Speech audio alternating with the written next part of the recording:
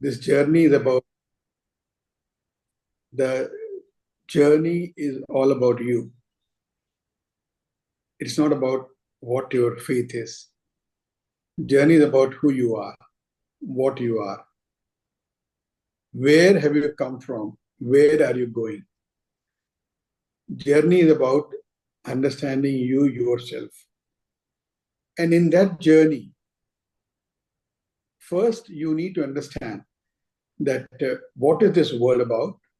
How do you interact with the world? What are those interactions which happen? And how do you manage or deal with it? That's all about.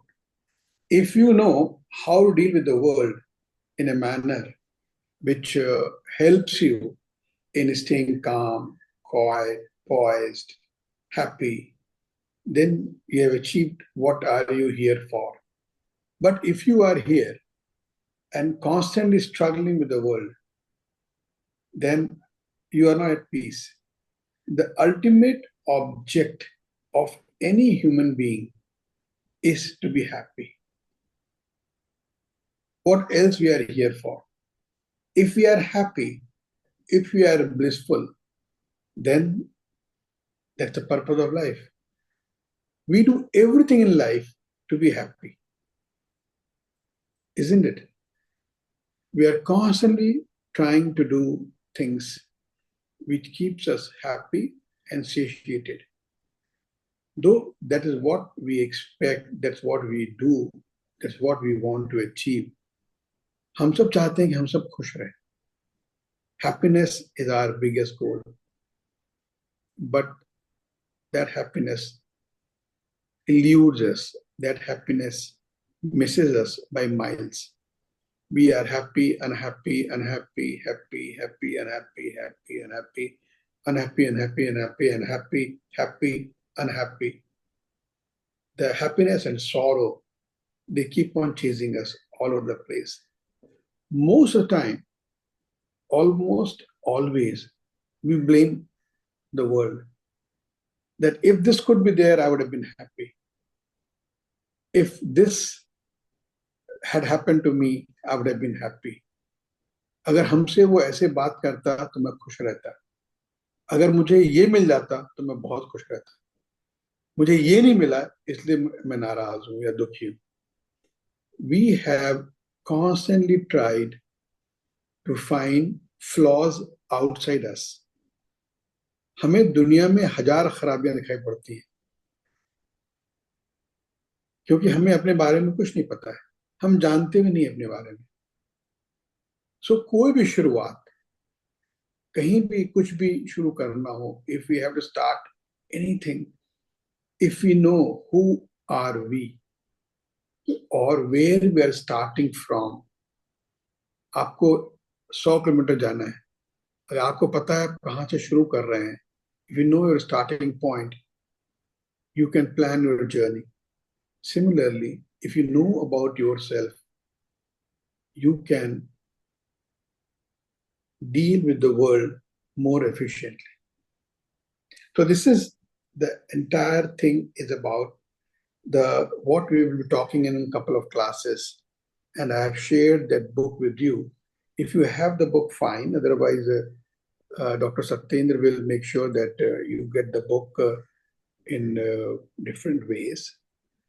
To start with, let's look at the first chapter, the fall. It says the world is a beautiful phenomenon of cause and effect. There is a reality that pervades and percolates every facet of the world, making it graceful, glorious.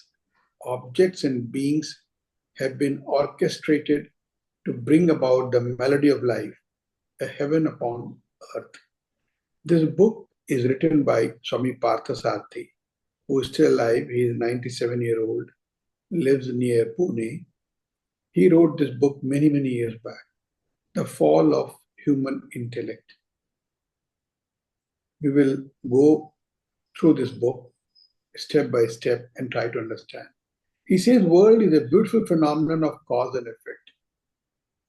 Now, What is the world? World is what you perceive. World is what you see, what you hear, what you smell, what you taste, and what you touch. The world is nothing but your five senses, what they bring into you. These five senses which you have, nose, eyes, ear, mouth, and skin, the touch, these complete your world. And this world is a beautiful phenomenon of cause and effect. It's a very huge concept. So I'm just mentioning it here. Cause and effect means as you sow, so you reap. The world follows three things: time, cause, and effect. Whatever you sow, it shows its effect in due course of time. Whatever you do today, if you study, you will pass. Study is the cause, and effect is you pass out. So the world is very well orchestrated, but there's a reality that pervades. There is something which pervades every facet of the world, which pervades, which is a substratum on which world builds. If we take, for example, a building, if the world is a building, a huge big building, then the base, the substratum on which world is standing is the reality. You can call it God. You can call it anything. You can call it a very powerful structure, whatever you may call it, you like to call it. But that reality which pervades every facet of the world, that makes it graceful, glorious, and it has been done in a manner that's beautiful. You go and see the beautiful mountain. Is mountain not beautiful? It's so beautiful. It is so. The rains. You get sun in the morning. You get moon in the night. You have so much of beauty around you. Who has created that? It has been created by cause and effect. That world which exists in front of you is nothing but what your senses perceive and bring it to you. Outside world, unless your senses perceive, has no value. But this world is a beautiful world. Let's go to next. However, it says it's a heaven upon the earth. The world is a heaven upon the earth. But that heaven is not to be. The desire and attachment, lust and greed has devastated the human race. What has led to this human race being suffering? That means devastated here refers to your unhappiness, your suffering. The root cause for this pathetic state is the fall of the human intellect. We'll come to the human intellect in detail. Just for a time being, understand that your intellect is the reason why you are not happy with the world. The loss of reason and judgment. We are no more reasonable. We don't judge everything. What he's trying to say, the author, that we are leading a life of a herd mentality. We all follow. You were born, you went to school, you went to college, you got married, you got children. Did you ever ask yourself at any point of time, why am I going to college? अभी आपने खुद से पूछा है कि हम school क्यों जा रहे हैं? हमने बीए क्यों किया, हमने इंजीनियरिंग क्यों किया, सब कर रहे थे, हम भी कर रहे थे। हमारे फैमिली ने कहा कि इंजीनियरिंग कर लो, तो हमने भी कर ली। इसमें क्या अंतर पड़ता है? Everybody is doing it.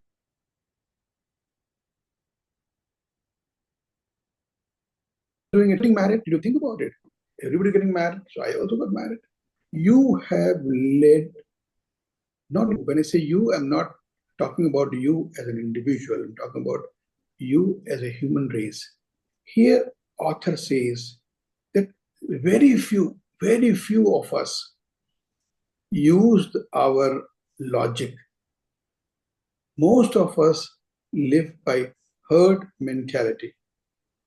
Herd mentality means we just follow like anybody else, everybody else. Like a sheep, we are going in a row. We don't ask questions.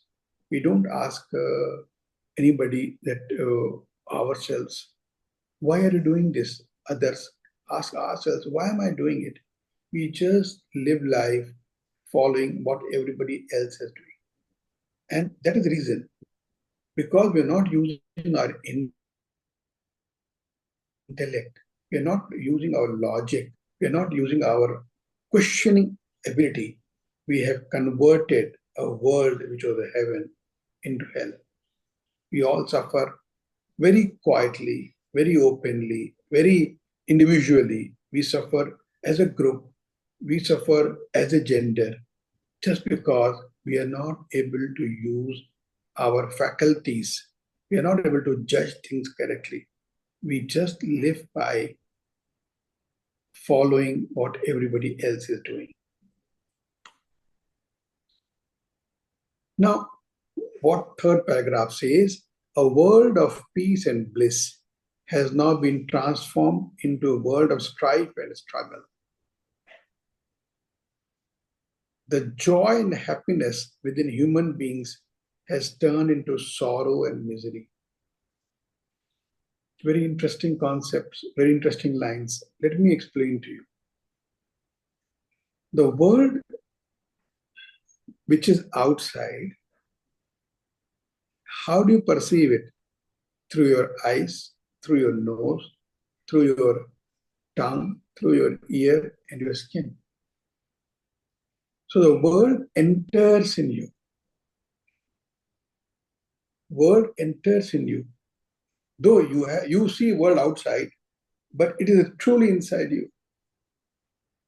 Now, this world of which you perceive, instead of being a happy world, has become a world of strife and struggle.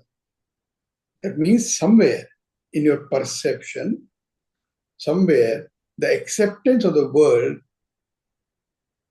has changed. The joy and happiness which you should have felt in the world has become sorrow and misery. This is why this has happened. Because we have neglected our intellect. Intellect is a faculty which only human beings have. Animals don't have. It's something which you have, and if you use it, it will give you peace and happiness. We'll come to that. Because besides here, author has introduced another object, mind. He says there's a mind you have, which is very self-centered, which is very selfish. So if you live by the mind, you'll constantly be unhappy. He's just introducing the topic, so go with the flow. We'll come to the details. Now, he says, what is the output? What is the outcome? He says humanity has gone off the rails, and humanity alone can put itself back on the rails. Now, what has happened? We are fighting in the name of religion. We're fighting in the name of country. We're fighting in the name of gender. We're fighting in the name of caste.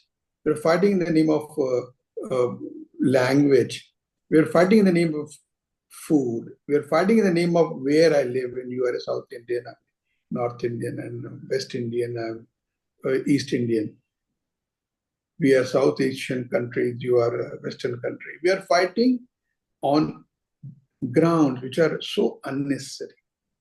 Now, humans have only done it.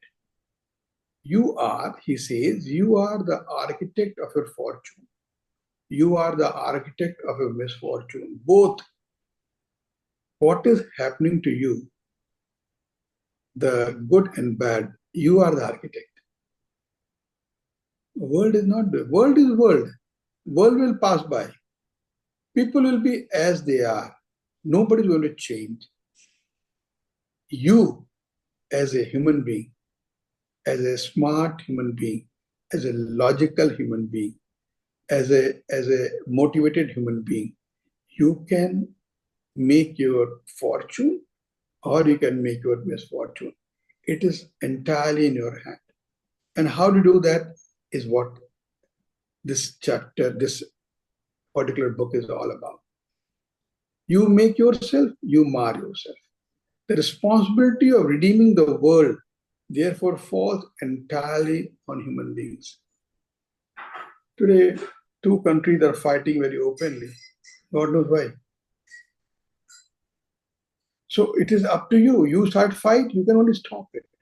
To set it right, you need to first study the human constitution and fulfill as a role, your role as a human being.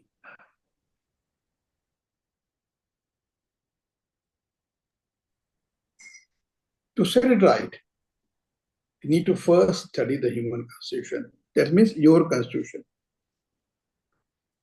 And fulfill your role as a human being. Which page are you on, Dr. Alok? Sorry? Which page are you on? I'm all over. I just now going to the human anatomy. Which is page number 2, no? Human anatomy, which has got that table. Okay, I'll try to share that on the screen. Yeah. Thank you. Yeah. Please carry on. So, if we understand who we are, then probably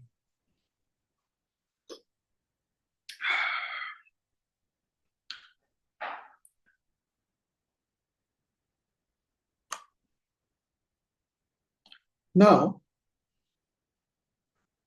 we are coming to the topic. So far, we are talking about the philosophy part of it. You know what philosophy means? Philosophy means love of wisdom. To know positively about behaviors. That's philosophy. Philosophy is a Greek word, I guess. I don't know really, but it's a Greek word which means love of wisdom.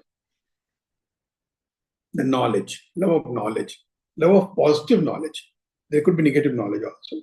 Love of positive knowledge. So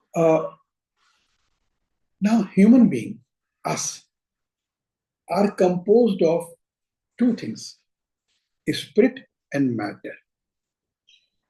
Spirit is live and matter in us is a jada, is a dead. Now, when the spirit and matter come together, it's a beautiful display of a human being. Now, how to explain it? If you take, most of you are science student, I just saw your background. If you take a magnet and put a wood on it and tie it up, the wood also attract the nails. Iron object it will attract. But if you take the magnet away, wood is dead. So we are made up of spirit and matter. Matter is his body and spirit in us, which makes us alive. When the spirit leaves us, we all drop dead. We have eyes, we have ears, we have nose, we have mouth. But if spirit is not with us, we are not able to do anything. We cannot do anything. But there's some enlivening factor. Something is there. So what he says, author says, a human being is composed of spirit and matter. The spirit is the self. The divine core of the human personality. Matter comprises the body, mind, and intellect. The matter have three components: body, mind, and intellect. The self is the spirit in us. Now, these are very difficult words to understand. Just for time being, accept it as it is, till we churn it more in our mind or in our lectures. Then you will start appreciating what I'm saying about. As of now, the spirit can be compared with the electricity. Let's compare the spirit in us with the electricity. The electricity is a spirit. The bulb is a matter. Without electricity, bulb is dead. The moment electricity comes, bulb lights up. Now, this electricity is same. The self in us is same. This electricity is same, but depending on the matter, either it gives light, or it is a fan, or it's a heater, or it's a refrigerator. All of them are matters. But electricity, the spirit is same, but the manifestation of the matter depends on the matter, not on the spirit. Electricity doesn't decide whether bulb will light or fridge will cool or heater will give heat. That's a matter. Depending on the matter, depending on its character, the output happens. Spirit remains same. So similarly, a human being is composed of spirit and matter. Spirit is the self and divine core of a human personality. Matter comprises three things: body, mind, and intellect. You can see in the screen. The self enlivens the body to perceive and act. If that spirit in us, the self in us, it makes us alive to the world. It gives body to understand or to act, mind to become perceive, and intellect to take certain decisions, right? But between self, between the spirit, if you notice, there's a term vasana. We'll come to that. You don't have to really worry about what words I'm using. I'll come to that. So a human being, I'm just repeating it for you to understand better. A human being is composed of spirit and matter. The spirit is the self, the divine core of human personality. Matter comprises the body, mind, and intellect. The self enliven the body, makes the body come alive, to perceive and act, in the mind to feel, and intellect to think and contemplate. However, the type of perception and action, feeling and thought emanating from the body, mind, and intellect will depend upon one's inherent nature known as vasanas. As the vasanas, so the thought, feeling, perception, and action.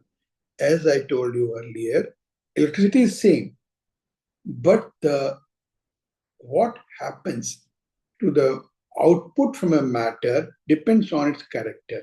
That character is named as a vasana. Electricity in a bulb, its vasana is to give light.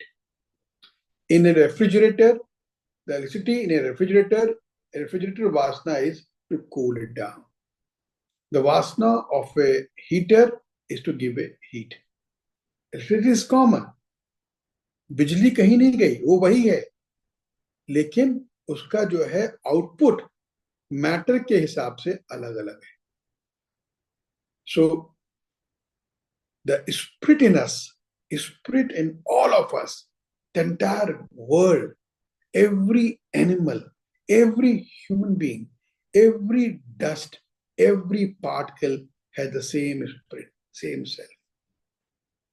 But because the matter is different, the output, the display of spirit, apparent display of spirit is different.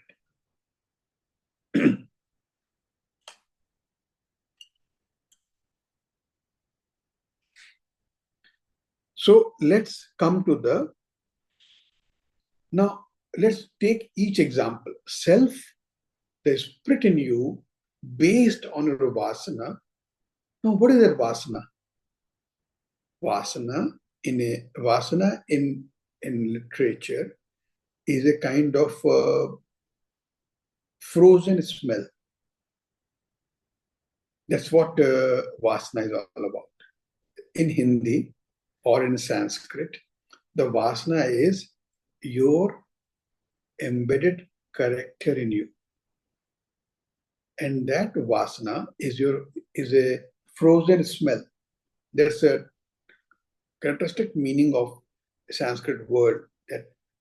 But in you, it represents, so based on your spirit, based on your character, and then the matter on it will show your output, matter output. So if there's electricity, vasana is heat, and the matter is a heater, you will have a heat coming out. Spirit is common. The vasana here is of cooling, and is a fridge. It will give you cold output.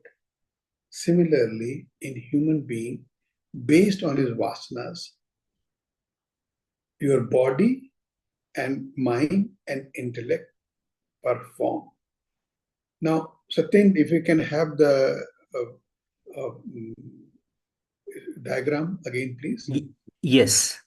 So, the self vasana and so okay. The self, depending on vasana, your body has got two organs: organ of perception and organ of action. Organ of perception perceives. So what are the organ of actions? We have the body comprises of organs of perception and organ of action. The organs of perception perceive the sense objects of the world. Eyes see color and form, ear hears sound, nose smells odor, tongue tastes food, skin feels touch. So if you, the self through vasana, through body, becomes an organ of perception, organ of action. Organ of perception becomes a perceiver. So you, as an individual, with through organ of perception, you become a perceiver. And we perceive the world. If I'm passing by and there's a nice flower, I smell it and I say, oh, the flower smells so good. You become perceiver through your senses.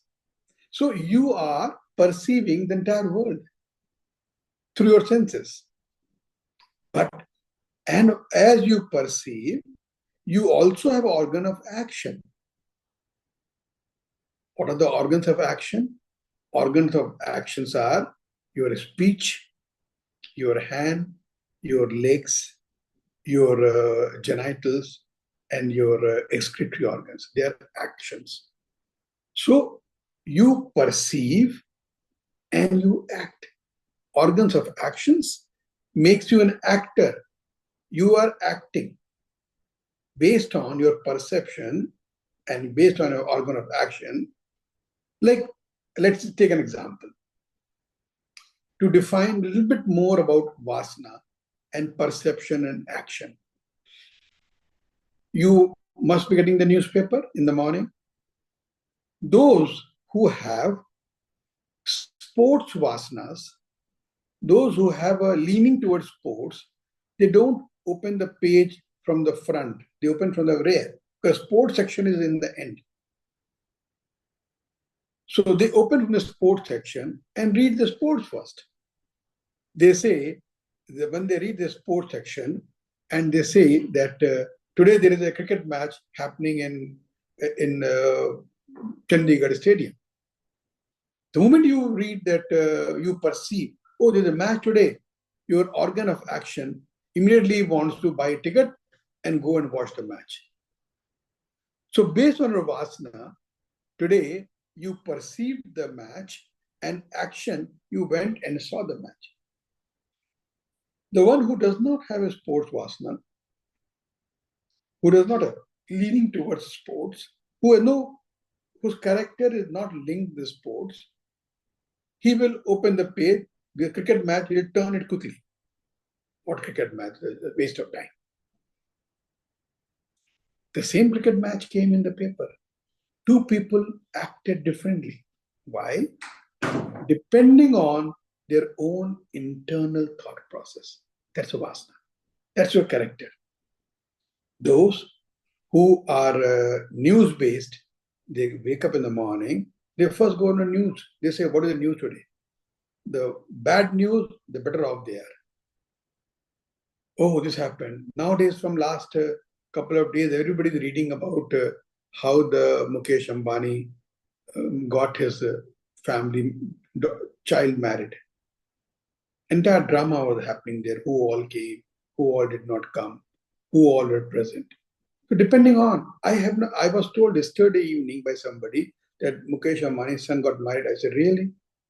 How did it go? No, it went a very big affair. I had no clue. I have no vasana for who's getting married, who's not getting married. No vasana for news.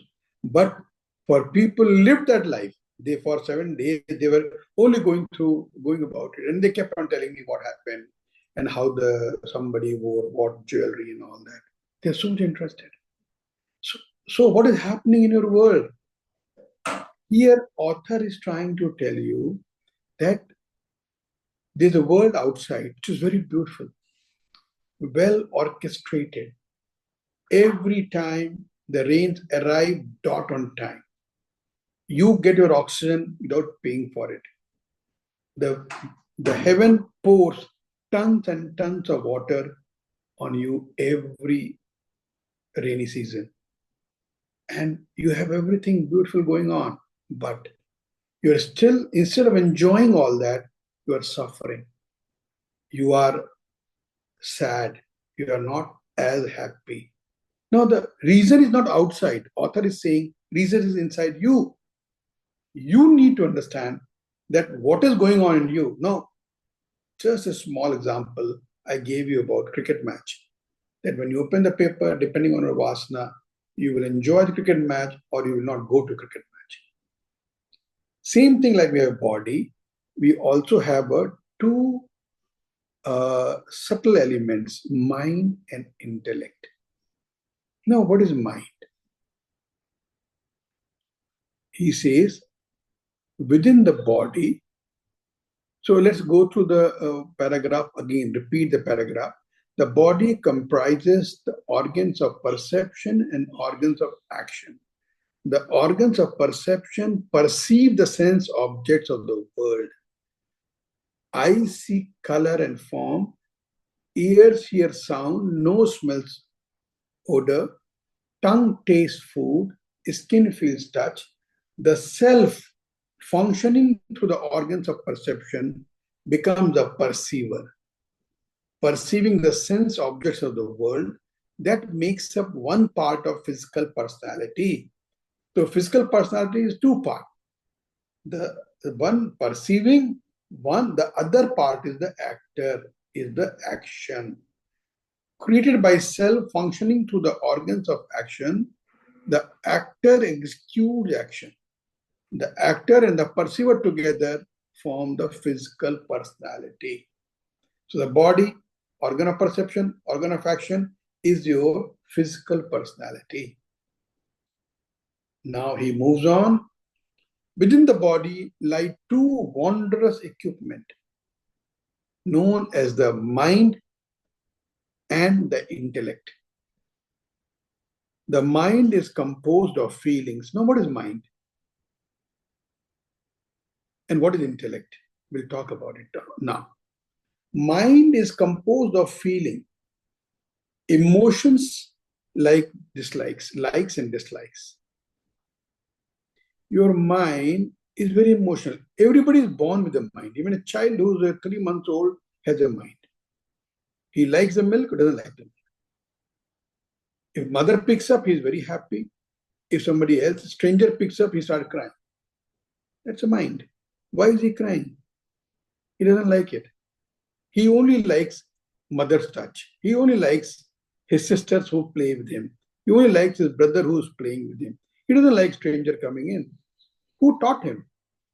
Nobody taught him. He knew it instinctively. You are born with a mind. And mind is an organ which you can't define. So the body is a physical. Organ of perceptions are physical. Organ of actions are physical. But the mind is not physical. It's a perception. It's a not well-defined area in yourself, which only deals with emotions, which is a feeler. It likes or dislikes. The mind becomes the feeler experiencing joy, sorrow, love, hatred, passion, affection, anger, jealousy. This is your emotional personality.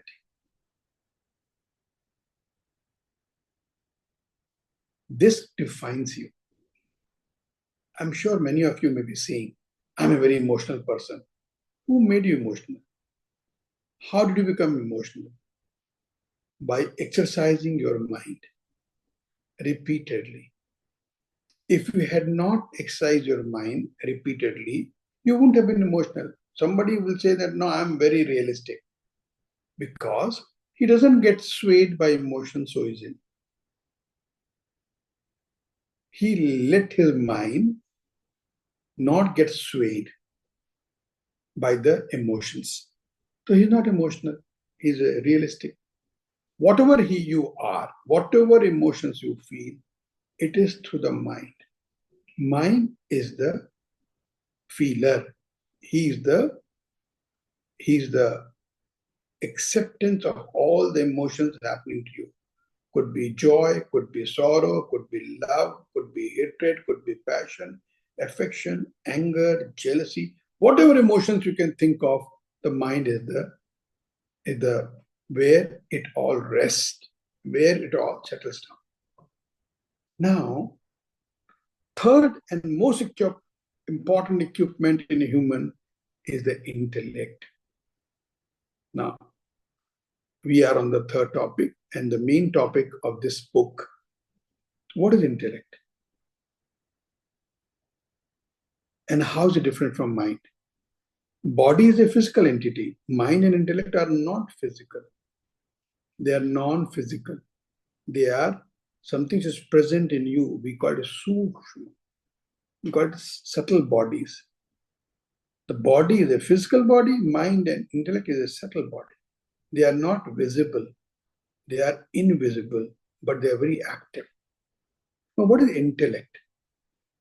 Intellect is your ability to judge and logic. Intellect is what makes you decide about right and wrong. Mind cannot decide about right and wrong. Mind only feels. If mind has to eat laddu, it will eat laddu. It will eat rasgulla because it loves it.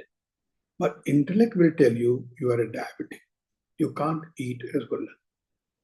That logic, that judgment comes from intellect. Intellect is like two sides of a river. One. Mind is like a river flowing. River will like to go anywhere. Intellect controls it. No, you cannot do this. You are a grown-up man. You can't behave like this. You have to change. So the intellect brings the logic and judgment. Intellect is like an adult with the group of children. Your mind is like a child. It wants the entire world. It wants to eat everything. It wants to do everything. But your intellect will tell you no. Unfortunately, people are born with the mind, not with the intellect. Intellect comes later in life. There's a very interesting ceremony in many customs where the son, when he becomes 10 or 11-year-old, they do his Yaggopavit. They put that sacred thread ceremony. Why is sacred thread ceremony done? Because around 10 or 11 years of age, you are supposed to get that logic in you, born in you. Now, that is time when they say it's second birth. See, some of the customs were very, very wise customs. They identify the intellect coming in and they wanted you to realize it and live with that. So with those sacred thread ceremony came certain restrictions of working or not working. How will you live a life? You will not do this, you will not do that. Because nobody is born with the intellect. Everybody is born with mind. So everybody has likes and dislikes. Even a 2-month-old child has likes and dislikes. But when you reach to a stage where intellect starts telling you what to do, what not to do, start using logic, and then starts leading you based on intellect. If you follow intellect and its logic and judgment, you would be a very happy man. That is the crux of this book. But we will see step by step how do we do that. So you are not born with intellect. It comes to you at a later stage in life. That means you get a rudimentary muscle. Everybody is born with a muscle. But if you don't exercise it, it won't become strong. So intellect needs to be exercised for it to become strong. We'll come to that subsequently. Now, intellect is also of two types, gross and subtle. Gross, which thinks of the world, the terrestrial, about the entire world. As you live your life through this world, that gross intellect is what is required. But intellect can also contemplate as a contemplator and thoughts of the world outside this world. That ability only humans have. No animal has. Animals have very rudimentary intellect, very, very rudimentary intellect, but mostly gross. Everything gross, not mostly, 100% gross. Humans have another side of intellect which can think of transcendental. We'll come to that when it comes to when we grow, when we move further in our class, we'll see how the subtle intellect, which is a contemplator, which thinks about the reality, about the spirit. As I said, let's go back to the first part of the class. I said, the body is made of spirit and matter. Spirit is magnet, matter is wood. When they come together, there is a wood becomes magnet. The characteristic of a magnet get transferred to the wood. Now, how does wood think about that where it has come from? Wood is not a magnet. Wood is wood. So that thinking that am I getting it from the magnet which is outside is the job of a subtle intellect. In us, that subtle intellect will tell me that what is my electricity. I have no idea about electricity. But that subtle intellect will take me to that realm, which is sometime beyond logic, illogical. So I think it was today's class was just to introduce you to the topic of intellect. Tell you that you are body, mind, and intellect. You are matter. There is a spirit behind it. which makes your body, mind, and intellect active, becomes lively. And that spirit is in everything in the world too. So as we perceive the world for our happiness, we are not that happy. Why? So we are now studying what makes me what I am. And in subsequent classes, we'll discuss it, elaborate it further. And I would be very happy to take any question.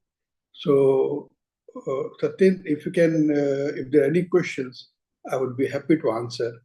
Or if you can, if anybody has a question, can raise hands and you may allow them depending upon your. Yes, Rohit. Very good morning, sir. Am I audible? Yes, you are. Yeah, thank you. So my question is that since you have introduced the idea of vasana, so then, how can we understand our vasana?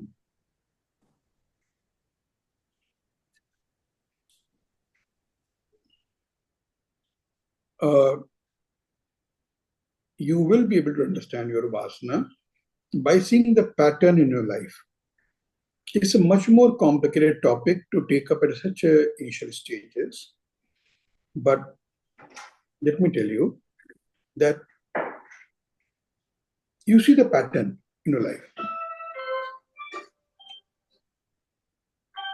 You repeat the same thing again and again. Now, how it happens? I'm going off the topic a little bit. Some thoughts come in your mind, and you start entertaining thoughts. Like, let's go by the cricket match. Every time there's a cricket match, first time when the cricket match happened, you thought about a cricket match is happening, let me go and see it. You buy a ticket and go there. So thought came about cricket match, you entertained the thought, then you took action of buying a ticket and watching it. First time, it became a one time. Second time, you did the same thing, then it becomes a habit. Third time, when you do the same thing, it becomes a character. And the character is your vasana. Got it? Yes, so, yes. You can find out about you. You see that so many people are different because they're vasanas. Some people, if you come home and you wanted your mother to make, say, some vegetable, which is not there, you may not say anything. Say, okay, mom, never mind. Next time make it. Some people get very angry. Why didn't you make me? I told you that you should make this. So, two people having two different reactions. Why? Their vasanas are different. Their characters are different. Okay, I hope I've answered the question correctly. Yes, yes, sir. Yes, sir. I have got an idea of vasana and how can I understand my own vasana. So, thank you very much. Satyendra, you can take up the next question. Is there any next question? You are on mute. Yeah, Satyajit has got a very relevant question. Is there any chance of auto action without vasanas? Satyajit, do you want to explain what you mean by auto action? Satyajit, you can unmute and talk. Yes, sir. Can you hear me, sir? Yes. Yes, sir. So, yeah, auto action means I mean to say there may be some physical action which we suppose we don't want to perceive those actions, but those actions may automatically occur. Like yes, Satyajit, you are right. All actions are auto actions in life. All actions happen because you you are wired. When electricity comes to a fan runs. That's the Vasana of a fan. So based on your characteristic, your actions are, you think it's deliberate, but it's not deliberate. There's no action is deliberate. You are so hardwired. You are so well connected. Every time you give electricity to a fridge, it will only go give you cool water. How can it give you hot water? So based on who you are, every time, where do you come from, Satyajit? Assam. Yes, sir. I'm from Assam, sir. Assam. So every time you see a fish, you start salivating in your mouth. When I see a fish, I turn my face away because I don't eat. I'm a vegetarian. So depending on your and my vasana, the reactions are automatic. So we human beings are foolish enough to think that whatever I'm doing is because I'm very intelligent. Nothing. It's all your character is so deeply embedded. If you put a battery in a radio, it will only speak, it will only talk. Right. So same thing. Most of our actions are auto actions in the garb of planning and everything. Okay. We'll come. It's very deep subject, Sajid. Very deep. I answered you very lightly and very frivolously, but this requires a lot more discussion, and we'll reach there. If we keep on talking, we'll reach there. Next question, Satyan. I know there are going to be many questions. I think the next question I'm happy automatically to take it. I have all the time. If everybody has does anyone have a question? I mean, I could ask one question. How do we then stop these auto actions? But I think it's too early in this course. Yeah, but it is possible. It is possible. But I think I should rather ask participants just a kind of, I'm trying to get a feedback. So, Pawan, when a baby is born, what does he have? Based on what we discussed today, what all does a baby have when he's born? Pawan. Yes, sir. Like when a baby is born, like he, pretty much have a blank mind. Yeah, like I personally think the like every much intellect we have, like I also think like other mammals like birds and animals have an intellect, but it's not a human intellect. But for many reasons, the intellect we humans call the human intellect is because of our ability to understand language and and actually say something by language. I mean, we can actually speak, and like that's how we are. I mean, in a position like we are now, like we have a lot of economies and all. I mean, I think it's all based on a single entity called the ability to speak. Yeah, okay, when a Pawan, baby. thank you so much. Okay, Pawan, thank you so much. I was only trying to understand whether people heard this or not. That is that intellect comes around the age of 10. When a baby is born, the baby has got a self, he has got vasanas, which is character, and he has got a body and he has got a mind. So that is the answer I was hoping to. I was trying to help all of you recall. Thank you so much. Any other questions? Yeah. Satyan, yes. Just to, though I want to take it next time, but just to leave with the one thought with everybody, that intellect is not intelligence. Intellect is pure logic and judgment. Intelligence is your ability to remember, to recall old thoughts, to read a book, to master a language, to understand the philosophy. That's a intelligence. That is not intellect. That's your intelligence is part of your body and mind.